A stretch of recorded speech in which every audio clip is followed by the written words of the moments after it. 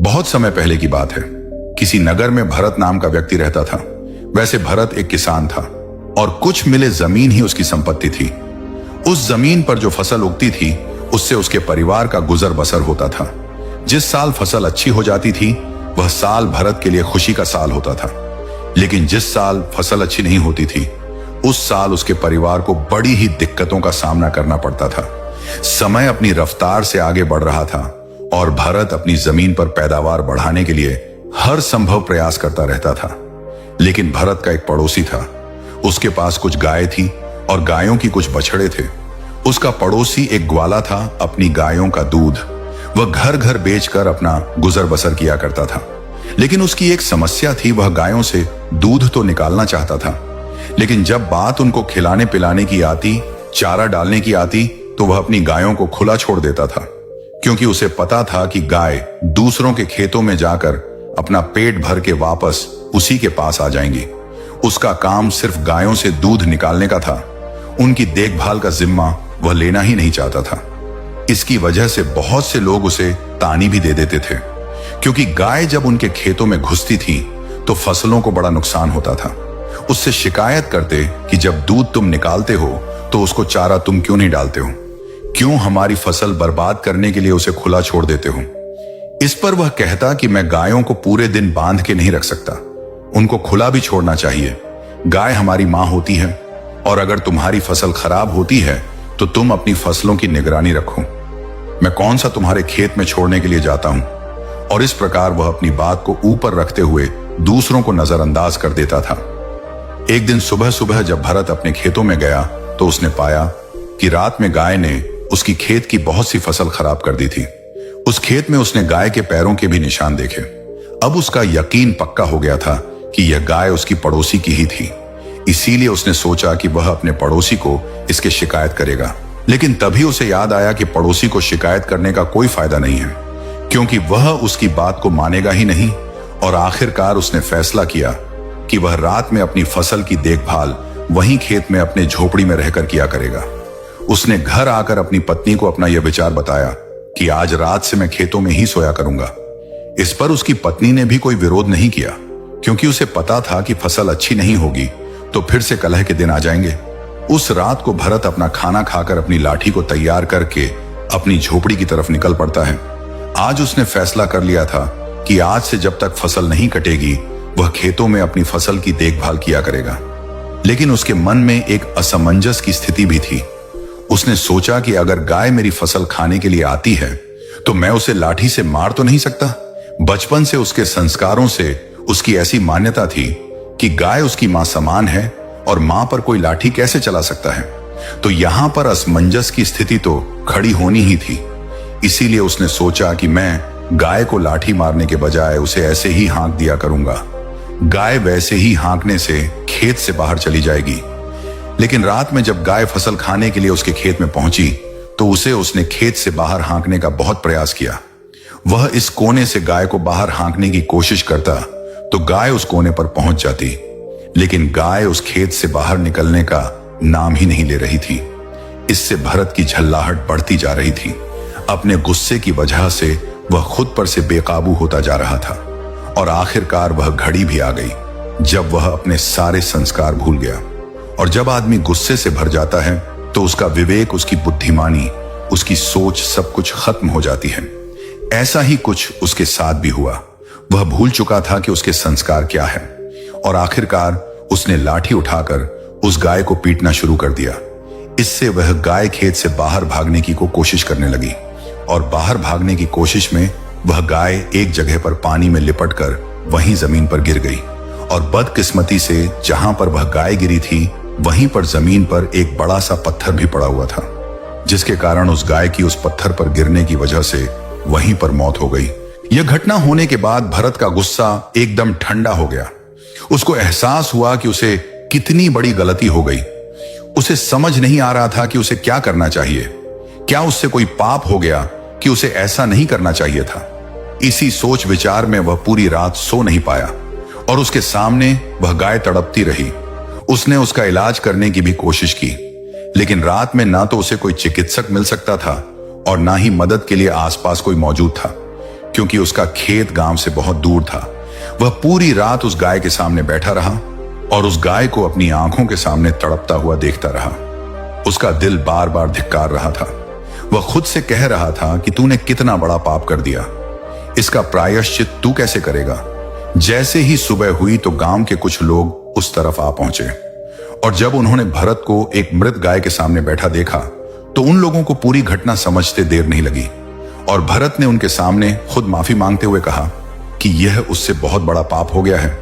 इसके बाद गांव में एक पंचायत रखी गई और जिसकी वो गाय थी, यानी कि भरत का पड़ोसी, उसने पंचायत से न्याय की मांग की। यहां पर पंचायत को फैसला करने में कुछ ज्यादा तकलीफ नहीं हुई क्योंकि भरत खुद यहां पर अपने आप को दोषी मानकर बैठा हुआ था।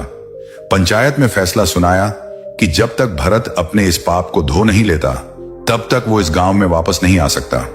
इस पर भरत ने पंचायत से पूछा भी कि वह अपनी इस पाप को किस तरह धो सकता है। तो पंचायत ने बताया कि तुम 4 धाम की यात्रा करके आओ, उसके बाद तुम्हारे पाप धुल जाएगा। लेकिन अब भी भरत की आंखों के सामने गाय का वह तड़पता हुआ चेहरा घूम रहा था और उसे लग रहा था कि 4 धाम जाने के बाद उसका यह पाप किस तरह धुल जाएगा। क्या उस गाय की जिंदगी वापस आ जाएगी? क्या उसकी दर्द मेरी आंखों के सामने से हट जाएगा? लेकिन फिर भी उनकी बात मानते हुए वह 4 धाम की यात्रा के लिए निकल पड़ता है। यह उस समय की बात है जब कोई साधन या वाहन नहीं हुआ करते थे तो इंसान को अपने पैरों से ही चलना पड़ता था या फिर घोड़ा गाड़ी या ऊंट गाड़ी पर जाना होता था। भरत की यह यात्रा बहुत लंबी होने वाली थी। शायद उसे कई वर्ष लग जाते वापस लौटने में, लेकिन फिर भी भरत अपनी इस पाप को धोना चाहता था। लेकिन उसके मन में एक सवाल भी चल रहा था कि इस पाप का दोषी जितना वह है उससे कहीं ज्यादा दोषी वो ग्वाला है जो अपनी गाय का दूध निकालकर यूं ही दूसरों की फसल चरने के लिए छोड़ देता था।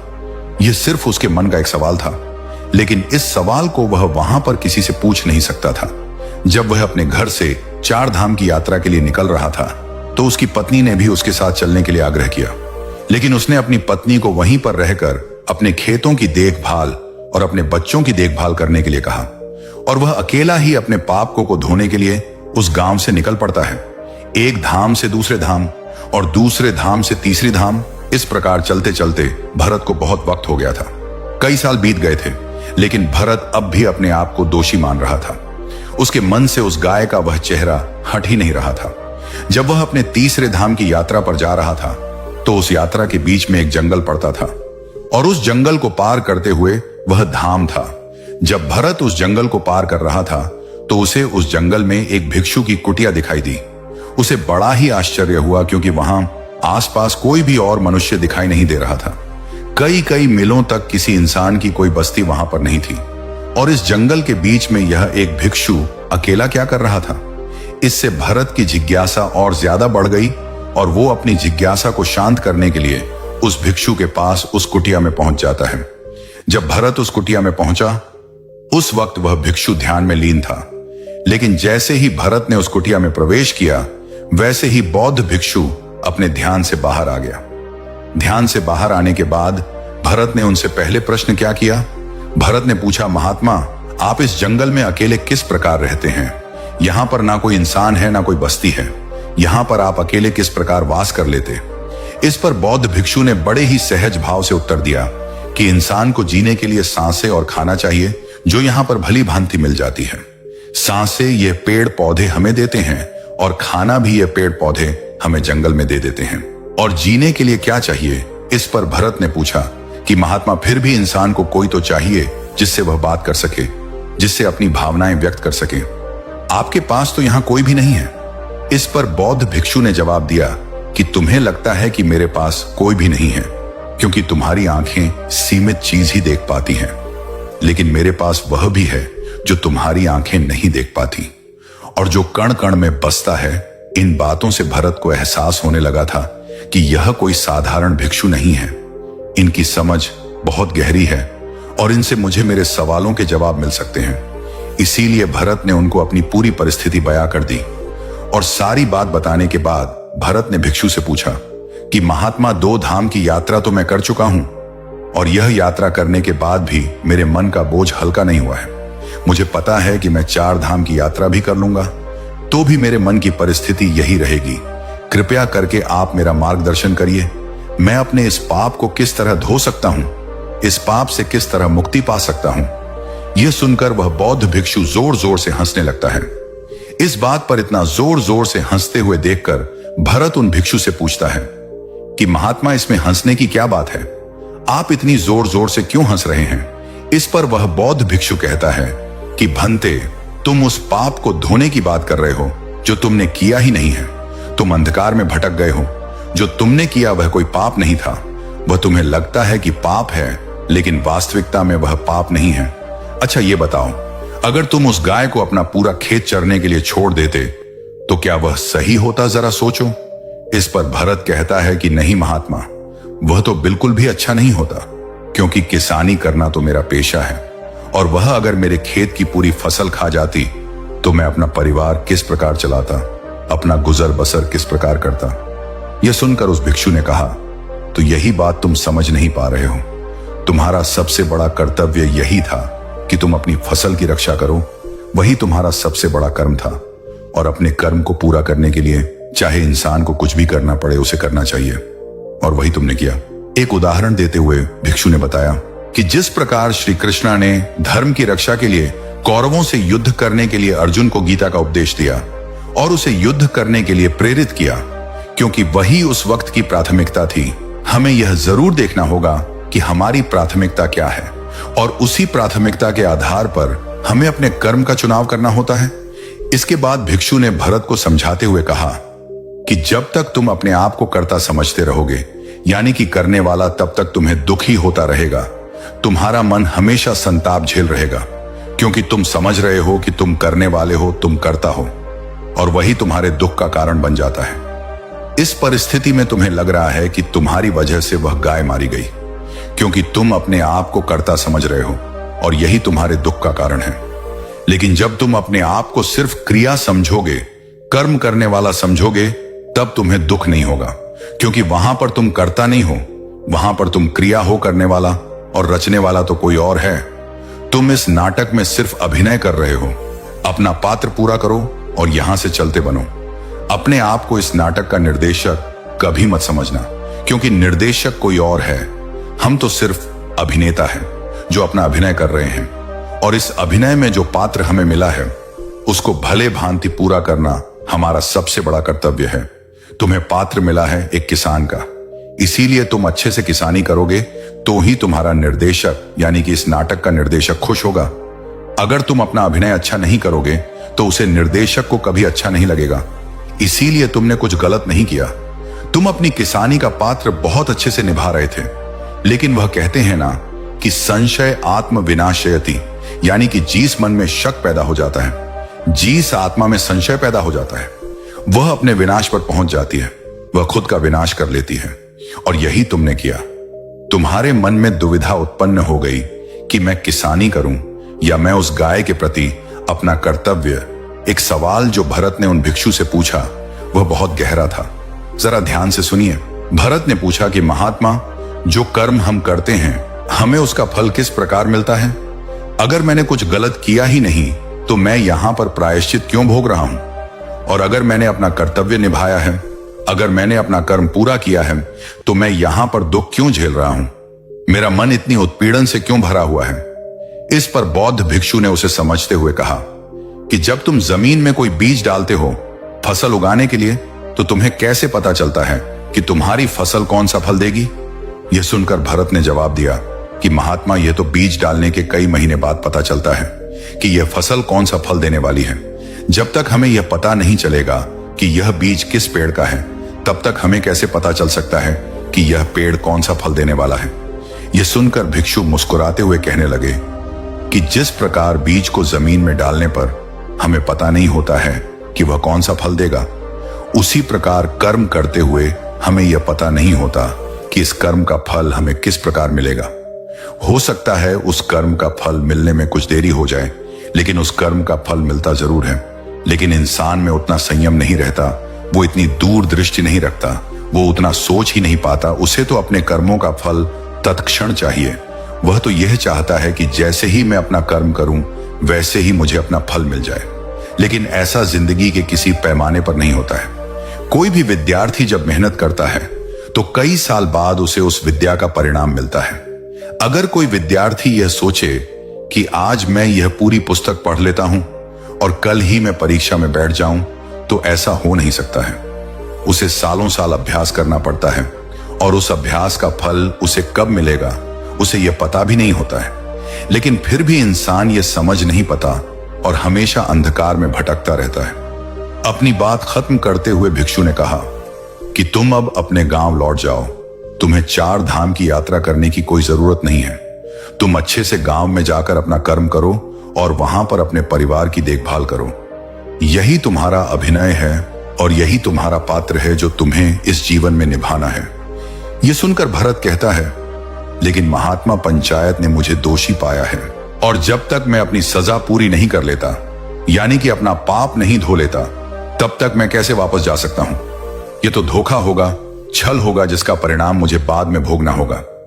इस पर वह भिक्षु कहता है कि तुम एक बार अपने गांव में जाओ।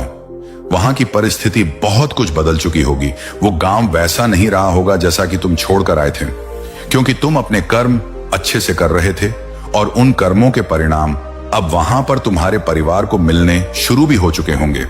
जाओ, इस चीज को अपनी आंखों से देखो और कर्मों के इस विधान को भली भांति समझो।